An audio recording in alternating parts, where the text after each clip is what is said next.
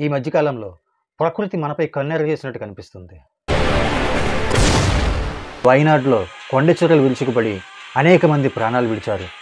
ఉత్తరాఖండ్, హిమాచల్ ప్రదేశాలలో ఆకస్మిక వరదల వల్ల ఊళ్ళు కొట్టుకుపోయాయి. ఇలా అనేక విపత్తులు మన దేశాన్ని అతలాకుతలం చేశాయి.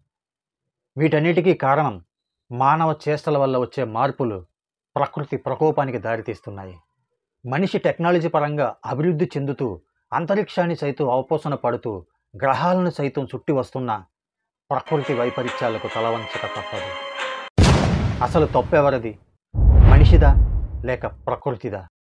ప్రకృతి నుంచి మానవుడు ఎంతో కొంత నేర్చుకోకపోతే భవిష్యత్తులో అనేక ప్రకృతి వైపరీత్యాలకు మనిషి తలవంచక తప్పదు. తాను బ్రతకాలంటే ముందు ప్రకృతి బతకాలన్న విషయాన్ని గ్రహించి పంచభూతాలకు స్వేచ్ఛనివ్వాలి.